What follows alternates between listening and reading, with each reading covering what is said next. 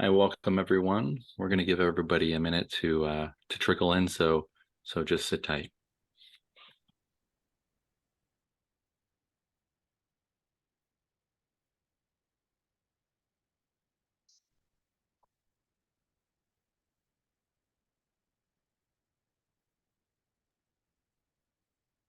If you're just joining us, we're just waiting to get started, so just hang out for a little bit longer, and then we'll dive right in.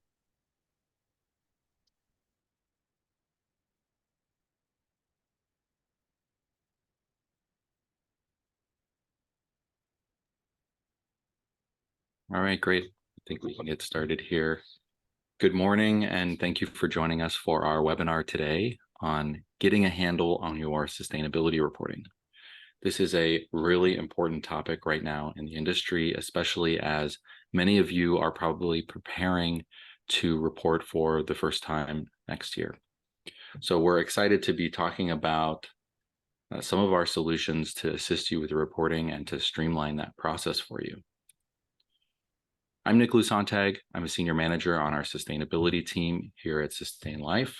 A lot of what I do here on our team is infusing those sustainability standards and frameworks and methodologies into our platform so that our customers don't have to, frankly, read them to learn about them. I'm joined by two guests on today's webinar. Our first guest is Jasmine Zhuang, our head of product. Jasmine, do you want to introduce yourself? Sure. Hi, everyone. Thanks for coming. I'm Jasmine Zhuang, our head of product here at Sustain Life. In my role, I work with Nick and the sustainability team, along with the design and engineering teams, to build and launch the features in our platform, which I'll be showing you today, the new sustainability reporting module. I also work with our customer success team to support our customers in their current usage of the platform, as well as build new functionality to meet new needs. Great. Thanks, Jasmine. We're also joined by a new guest, Hector Ruelas, who's coming to us from one of our customer companies, Complete Clothing. Hector, do you want to introduce yourself? Yeah, hello, everyone. First, I'd like to thank Sustain Life for having me as one of their guests today. Hope that the information that I give you guys will help in the process. I work for Complete Clothing, women's manufacturing company based out of Los Angeles, and production manager. Great. Thanks for having me. Thanks for joining. If you're new to Sustain Life or you haven't heard of us before, we are a sustainability software platform that helps businesses of all sizes measure, manage, and report on their environmental performance. The core of our software is our calculation engine, which takes your data and calculates emissions from it. Today, we're going to be talking about the tail end of that. Once you have your emissions and you now need to disclose them or report them to your suppliers or one of these public frameworks, getting that data out and into the right format to satisfy your reporting. In terms of what we're going to cover today, we'll start with an introduction of ESG reporting. We'll talk about a little bit about the main ESG disclosures and frameworks that are out there right now, some of the challenges that companies are facing in sustainability reporting and where we fit in. Then we'll bring on Hector and we'll hear about his experience using our platform to perform their CDP report. I'll turn it over to Jasmine after that, where she'll demo our platform and this new sustainability reporting feature that we're sharing with you. And then finally, we'll do questions at the end. If you do have any questions, you can feel free to plop them down. There's a button at the bottom of your screen, and we'll get to them at the end or throughout the webinar, time permitting. So starting with a high-level introduction of ESG reporting. At a high level, ESG is a set of principles that we use to evaluate how responsibly a company acts. In practice, ESG are really a set of frameworks and standards that companies use to report on their performance. And ESG reporting is really important for a few different reasons. First, it's really critical for investors in order for them to be able to evaluate long-term value, since we know that businesses that invest in sustainability are better poised for long-term growth. And it's also important for investors in order for them to evaluate risk, especially climate-related risks. Those risks can take on a variety of different forms, but for example, there can be regulatory risks if a company's business practices may be subject to future government regulation, or they could be things like physical climate risk if a company's operations occur in areas that might be susceptible to extreme weather that could cause disruptions. Another reason that ESG reporting is really important is it's important for companies within your value chain. And the reason for that is because companies are linked by their supply chains. So for example, if you have a critical supplier, you might want to see their ESG reporting in order to understand what is their level of exposure to these climate-related risks. Is there a chance that their operations could be disrupted or their business could change, which would impact their ability to deliver the products and services that we need? You might also want to see their ESG reporting in order to understand their carbon footprint, since part of their carbon footprint is also part of your Scope 3 inventory. So if you have targets around your Scope 3 inventory or those sources of emissions, then you are dependent on your supplier to meet those targets. ESG reporting and ESG broadly has been around for a long time, but recently we've really seen a strong uptick in the amount of ESG reporting and the level of interest in ESG reporting. And a big part of that is new regulations that have been introduced or proposed that require ESG reporting for certain businesses. So for example, you may be familiar with the proposed SEC rule that will require public companies to report on their carbon emissions and climate-related risks within their 10K. There are also some recent laws that were passed through the California state legislature that will, specifically the Senate, that will require businesses of a certain size, public and private, to disclose their emissions as well as climate-related risks. These regulations may not strictly apply to your business because you don't meet the criteria, either you're a private small company, for example, but what we're seeing is that in practice, most businesses are becoming affected by these regulations because of those links within the supply chain. So what we've seen this year in particular is some of these large customers within the economy that must report on their emissions or their climate-related risks are starting to require sustainability reporting from their suppliers. So there's this supply chain network effect that's happening. I want to spend a little bit of time talking about what are the primary ESG disclosures and standards and frameworks that are out there. If you dug into this at all, then you're probably well aware that there's a bit of an alphabet soup out there when it comes to ESG. We've got all these different acronyms, all these different standards, and they overlap with one another, and they can be duplicative, and it can become very complex. One of the things that I think can be really helpful in organizing them in your mind is to separate them into two buckets. And those buckets would be like that: the how frameworks and the what frameworks. And this isn't a perfect division. It's really a spectrum of where all these things fall, but it's a good starting place in order to think about these frameworks. So with the how frameworks, they tell us how to create the information that's going to go into a sustainability report. With the what frameworks, they tell us what pieces of information are important for us to report. So for example, we have the greenhouse gas protocol, which is the standard that we use that tells us how to calculate our carbon emissions. We also have the Task Force on Climate-Related Financial Disclosures, which is a set of recommendations for how we identify climate-related risks and how we talk about them. Conversely, we have the Carbon Disclosure Project, or CDP, which is a platform for disclosing your carbon emissions either to the public or to your investors or to your customers. The Carbon Disclosure Project expects that you've calculated your emissions according to the greenhouse gas protocol. And so the what frameworks really can be thought of as vehicles for the how frameworks. So just talking a little bit more about these what frameworks, We've got CDP, which is about carbon-related information. So what are your carbon emissions and all of the different categories? What are your different carbon intensity metrics? What climate targets have you set or have you committed to set? And even what are your climate-related risks and opportunities? So it covers a whole host of topics related to carbon. Then moving on, we have the Global Reporting Initiative, which is a much broader disclosure framework that covers many different topics. Those topics can range from emissions, but they can also be things like occupational health and safety. So they really run the gamut. And the way GRI works is that after performing a materiality assessment, you identify which are the topics that are material to my organization. Those are the topics that I'm going to report to. And so GRI has outlined, if you're going to report on occupational health and safety, these are the specific metrics you need to report. And those metrics may have been determined through, one of these how standards.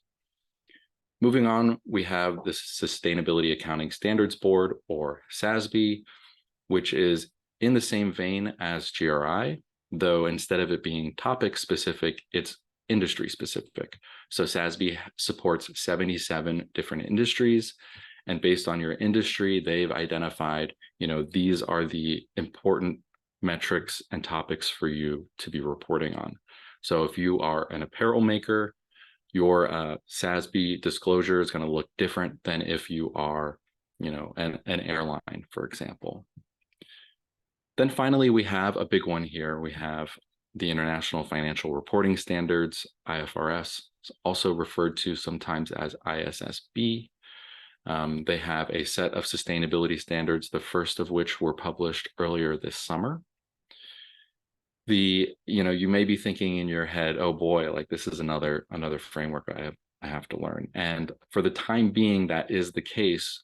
But ultimately, the goal of IFRS, the sustainability standards in IFRS, is to become a universal sustainability standard and start to absorb some of these other standards, namely SASB, in order to reduce a little bit of that reporting burden and also to standardize reporting. Because when you have all of these different standards, then each company's reporting is going to look a little different depending on what they're reporting to. So IFRS over the next 4 years is going to be absorbing SASB.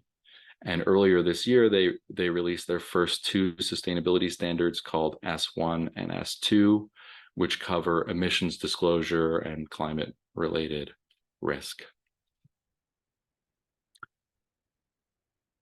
Hopefully, the advent of IFRS can increase the amount of simplicity, can simplify the process of sustainability reporting.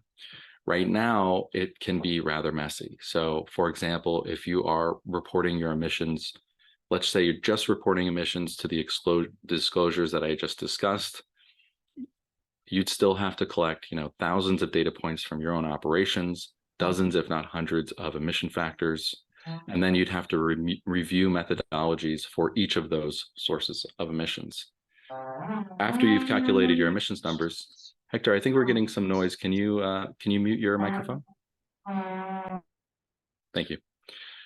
After you've calculated your emissions inventory, then you have to transform all of that data to disclose to these various disclosures. So even though you're reporting on ultimately the same data, you now have to do this sort of duplicative step of creating all of the different outputs that each standard requires. And if you think about it, this data management can become quite immense.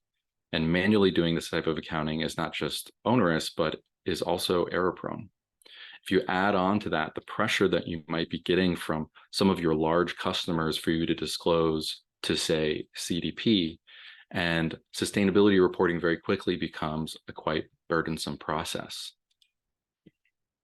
This measurement and reporting burden that companies face today can require so many resources that companies are not able to devote time to the things that actually matter, which is actually improving their performance on this reporting, improving their business practices. And this conundrum that our industry faces is actually the primary impetus for many of the tools in our platform, including the one we're discussing today. As a company, ultimately, our goal is not to help you measure and report emissions. It's to help you reduce them. But we recognize that along the way, you need best-in-class measurement and reporting tools to assist you in that ultimate goal. And that's why we have those in our platform. So our new sustainability reporting feature that Jasmine is going to demo seeks to harmonize all of your reporting so that you can just tell us which disclosures are relevant to you. And with the click of a button, we'll slice and dice the data in all the different ways you'll need to report it, so you're not doing this duplicate work, and so that you're not even having to read the definitions of exactly what you need to report. The feature also, it provides some transparency into where these numbers are coming from, so you and your stakeholders can better understand your reporting. So I hope that sets the stage and illustrates the problem that we're trying to solve with ESG reporting. And with that, I'm going to bring on Hector, and we'll hear about his experience using our platform for his company's reporting. Hector, thanks again for joining us today. Hi, how are you? I hope everyone's doing well. Can you tell us a little bit more about some of the forcing factors that you experienced at Complete Clothing that made you really go out and seek a platform to help you track, measure, and report your emissions? Okay, like I mentioned before, I work for Complete Clothing. We're a messy contemporary women's clothing manufacturer based out of LA. We've been around for about 24 years. And for the last 3-4 years as a company, we've been working to lower our emissions. And it's something that company-wide, we kind of started doing on our own before any of these companies started to kind of require of you to start working on work getting your information together and submitting emissions. And so, we did it just because, or we started doing it because we did care about conserving. Coincidentally, this year, Costco, one of our vendors, required of us as a company to submit our scope 1 and 2 emissions. So that kind of upped the urgency and amplified the urgency for a third party firm to help us in the process. So Okay, I'm sorry, go ahead. I was just going to say, so sustainability was already sort of top of mind for the business. Correct. But really what happened was one of your large customers asked you to report your emissions, and that was sort of the impetus for going out and finding a system or software to support you in that. Can you talk a little bit about what your organization was looking for in that software? Well, part of reporting your scope 1, 2, and 3 is you have to submit it through a third party, which in this case was CDP, a large firm that helps gather your information that you submit with a series of questions, which is the reason why I looked to the third party. That's when I came across sustainability. Or sustain life, I should say. I gathered information of about maybe 15 to 20 different firms that I called. Most of them that I called did not return my call. Sustain Life did return my call. A few of the other firms did return my call, but I didn't click with them as much as I did with you guys, particularly with your personnel, which is the reason why I was compelled to join the seminar today, because I did want to mention that a lot of these firms, I don't know if they didn't get back to me in a timely manner because maybe they didn't have the personnel that could help me in what I immediately wanted, or do they rely on other sources to gather that information? Thing Live was able to just get me the information that I needed right away. Sorry, go ahead. No, go ahead. What was the timeline between you needing to go out for realizing that you needed assistance with this, and then you ultimately submitting your reporting? Like, how long was that time period?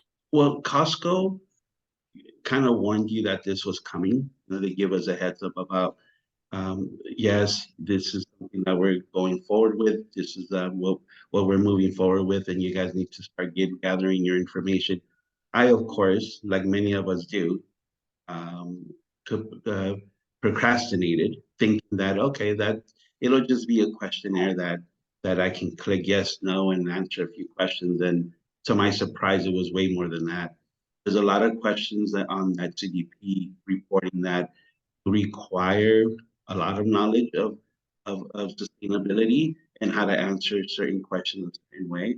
And once I got into that and realized I need help, um, they did again. They advised you to look for a third party. Mm-hmm. Some of these questions you can't just look on Google the information. Unfortunately, that's what pushed me to, again, like I said, look for that third party, which is the Mm-hmm. reason why I came to Sustained Life. And what was that process like of getting carbon emissions through our platform?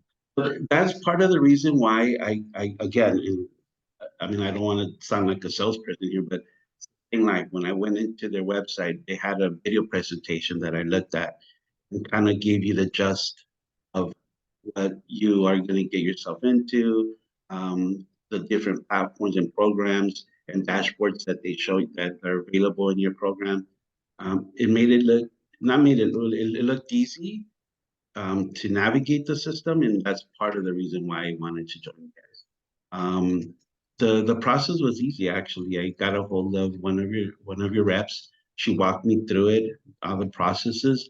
Again, the video is kind of what sold me on it, is because it demonstrated how easy you can navigate through your program and your dashboard. And then once you're familiar with the program, I got all my emissions usages, plugged them in, and right away it spat out the information that I need, well, part of the information that I needed to report my CDP, which was my emissions footprint, and that was the core of what I needed, and among other things, of course.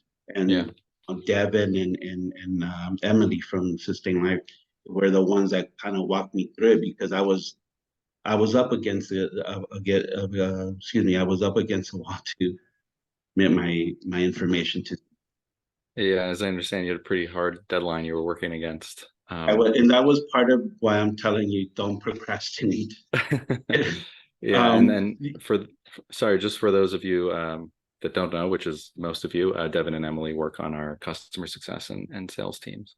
They were very helpful. The other thing that I wanted to mention, that the efficiency of the program, like I said, you plug in your usage and literally spit out the emissions of of what you're using. You're able to put in all your footprints as far as the usage for each building. If you have multiple buildings, so everything is pretty detailed, and that's what I liked. Great. It's great to hear. We love to hear that feedback. What advice would you give to other organizations that are, expecting to prepare these types of disclosures in the future? The number one thing that I keep telling everybody, that because I have friends in the industry that are up, and they saw that I went through the process, so I give them have asked me how it was and so on, and I keep telling them, do not procrastinate, do not wait till July 23rd, like I did, kind of, to gather all that information and then get on the phone with Devin at Sustain Life for 3 hours to make it happen.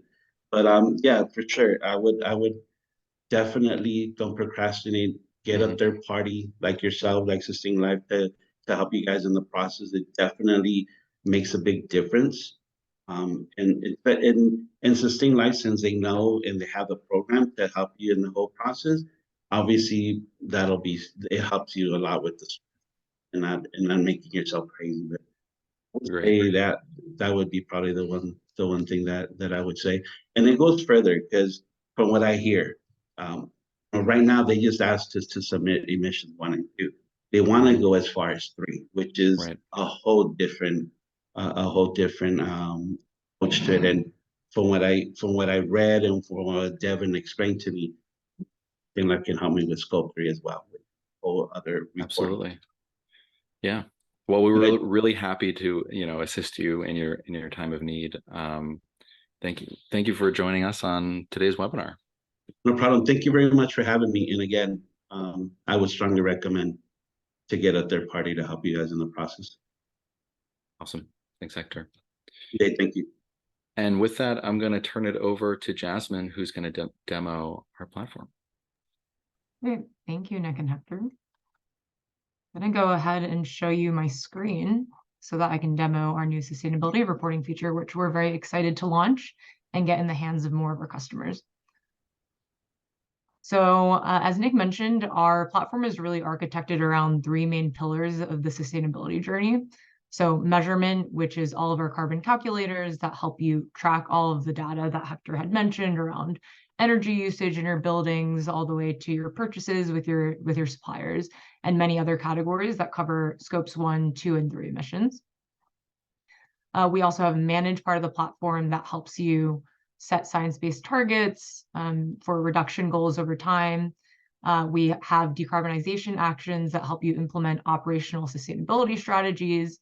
And ultimately, the goal here is to actually reduce your impact.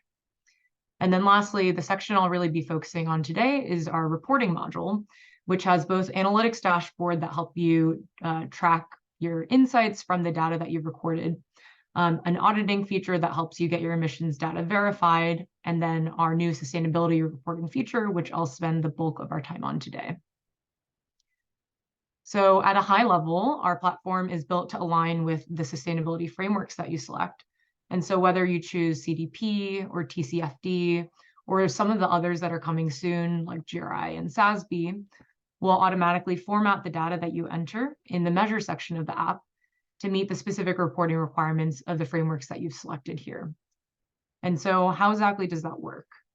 So when you're first onboarding onto the platform, we'll ask you right away which disclosures or frameworks that you want to align to.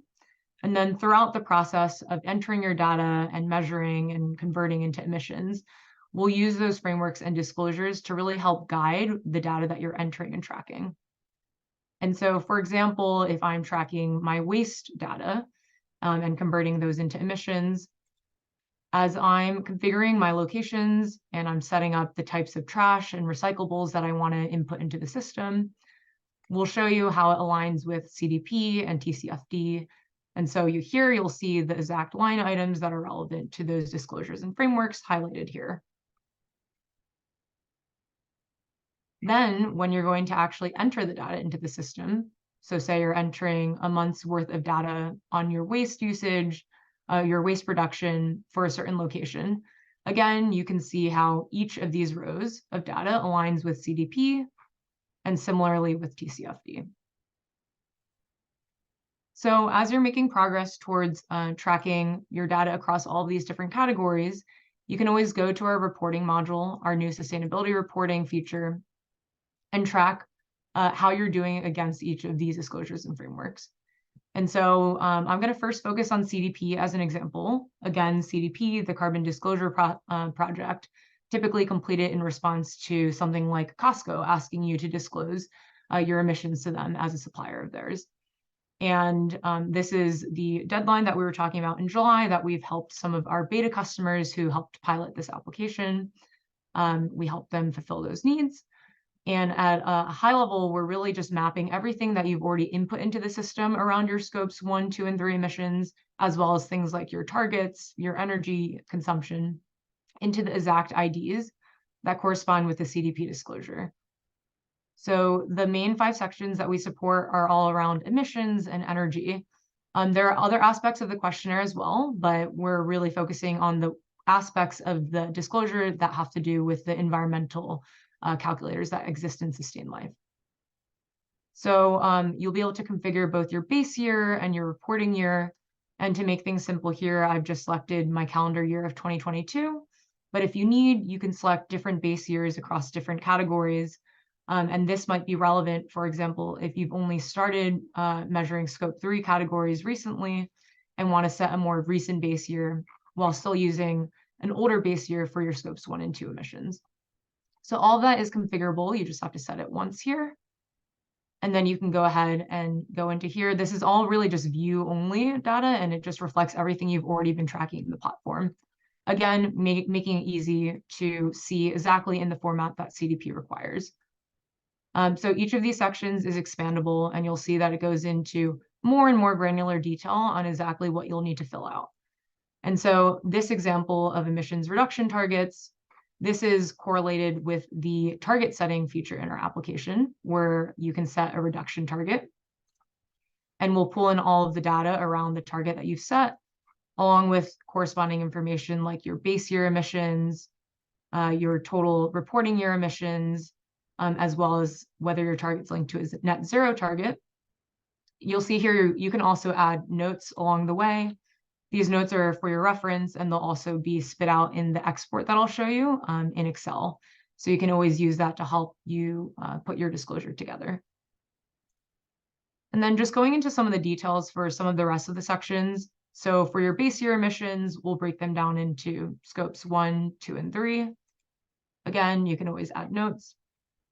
And then for your emission summary, we'll start with your scope 1, 2, and 3 emissions totals, but you'll be able to see that each of these sections actually breaks down further into the specific greenhouse gas protocol category that it aligns to. With scope 2, you'll be able to see both your location-based and market-based emissions, which are two different calculation methodologies. And then we do handle scope 3 as well. We have all of these categories supported by our platform. So we're able to output the data here for how it corresponds to each category. If you have any questions along the way around where this data came from and exactly what goes into one of these categories, you can then navigate back to the measure section of our application. So for example, for scope 1 emissions, I can click this view and add data modal, and you can see exactly which categories and even down to the specific line item are included in this total emissions output. From there, you can always click view entries and be taken back to the measure section of our application, where you can either add new data if you've noticed that there's a gap or something that you haven't filled out yet, or you can go to your prior entries and just edit or delete. You can also use some of our statuses here to help you with tracking your data and your progress for this disclosure or for a framework, marking data as either relevant to your organization or not relevant, or relevant but not evaluated yet. And so that will help you keep track as you're using this as really a landing page and a home page for you to track towards your CDP disclosure as you're entering data. And then I'll just wrap up by going through some of the more specific breakouts here. So we also support, you might see some terms in the CDP assessment around biogenic emissions or emissions intensity or emissions breakout by scope 1 greenhouse gas. All of that might be complicated to calculate on your own, but we make it really easy for you by handling all of those calculations for you and then outputting them automatically here. So for example, for your emissions intensity, those are standardized emissions numbers, for example, by dollar of revenue or per square foot or meter. And they really help standardize your emissions intensity year over year as your company grows or as your locations grow. And this is just all based on data that you've entered into your company profile around your total annual revenue, your facility square footage or square meterage, and we'll be able to calculate that automatically here. And then for your emissions breakouts, for scope 1, CDP will ask you to break that out by greenhouse gas. We'll do that for you here, so you can just copy and paste it over. And then CDP also asks for additional breakouts for scope 1 and 2 emissions, either by country or region, by business division, by facility, or by activity. All of these are trackable in our platform. So for example, you can use our grouping and tagging feature to set up all the business divisions that make sense for your company structure. And then you're also tracking data by location and facility. And so we'll be able to split everything out for you here for scopes 1 and 2. And then lastly, to round out the last section for CDP, there's a section on energy data. So again, CDP is mostly around carbon emissions disclosure, but our application also handles broader environmental indicators around energy usage, water usage, and waste production. And so for this example, we're able to show you your total consumption of different types of fuels and electricity, heat, steam, and cooling, as well as renewable and non-renewable energy. And so at the point that you feel comfortable with this data, you've done some checks, maybe you used our verification feature to do some of those checks before you're ready to report. You can then click download index here, and that essentially just spits out everything that you see in this table here into Excel so that you can easily then copy and paste that into any kind of disclosure form. Or if you want to create any of your own visualizations or own tables for the purposes of creating a sustainability report, that's all very easy to do from here. So I'll just show you an example of what that looks like. This shows you all of the CDP disclosure IDs, and we filled in everything that we can based on the data that you filled out on your platform. This reflects exactly the table that I just showed you, along with the more detailed breakouts that required you to navigate to this table because there's a lot more rows, but we'll be able to break out, for example, how your emissions differ by country, and also by some of those more custom tags that you've set up around activities and business divisions. And then just to go back to the platform, for TCFD, we have a very similar feature here. You'll see that a lot of the data that we're inputting here and outputting for you is really along the same lines of scope 1, 2, and 3 emissions intensity and targets. And then in addition, TCFD also has water metrics for you to disclose, which is a category that we support, and you can pull data in here. And so as you're preparing your TCFD report, you'll be able to pull these emissions and water and energy related data points and use that in preparing your report. So in summary, this new module will make it really easy for you to confidently prepare for disclosures like CDP, or align your sustainability reports with third-party frameworks like TCFD, and will guide you in the end-to-end process from the very minute that you onboard all the way to when you're finished tracking data for a year and ready to generate that report or disclosure to confidently make sure that everything is well aligned to those third-party standards. So that's it for the demo. We'll now move on to any Q&A. And again, you can pop that into the Q&A box. Anything we don't get to, we'll respond to over email. So if you'd like an answer, please make sure not to submit that anonymously. Great. Thanks, Jasmine. Yeah, I've singled out a couple questions here to answer. These are maybe more broadly on carbon accounting, but still really important questions. The first one here is about scope 2 accounting. It's our scope 2 market-based and location-based additive, so such that your market-based scope 2 plus your location-based scope 2 equals your total scope 2. And this is a big area of confusion in greenhouse gas accounting with market-based and location-based. And the short answer is no, they are not additive. They are two separate numbers that are different ways of looking at your scope 2 emissions. So in some circumstances, you might look at your location-based emissions. In other circumstances, you might look at your market-based emissions. Typically, what companies do when they are reporting, I mean, you probably saw on the screen that CDP asks for both. But if you're preparing, a public sustainability report, typically most companies will default to showing their market-based emissions if they're, producing a table with their emissions, and then maybe in a footnote or in an appendix showing their location-based emissions. And the reason for that is because market-based emissions reflect the emissions of your organization's decision-making. So if you are purchasing things like RECs or you're getting energy through a renewable PPA, those things show up in your market-based emissions, not in your location-based emissions. And so most organizations use market-based because that's an indicator of the actions that their organization is taking. Similarly, when most companies set an emissions target that includes their scope 2, they will use their market-based as part of that target to represent their scope 2, since, again, that's what they have the most control over. Another question here, what is the source of Sustain Life's CO2e data, specifically converting the inputs from the customer data to CO2e outputs? So we're talking about emission factors here. We have a database of over 8,000 emission factors that cover the entire planet. And that is a mix of public sources that may be published by, say, governments around the world, but also emission factors that we have developed ourselves to fill gaps that exist right now. So yeah, that's the answer, is a mix of public and self-developed. And there's over 8,000, and it basically doubles every year because we have a new factor every year for everything. Let's see here. One question here from Andrew: does Sustain Life handle certification, verification of scope 1, 2, and 3 emissions? Not directly. And part of that is because we are the ones that are calculating your scope 1, 2, and 3 emissions. And so in order to maintain an independence and avoid any conflict of interest, we are not the party that's going to verify those. We can't self-verify, basically.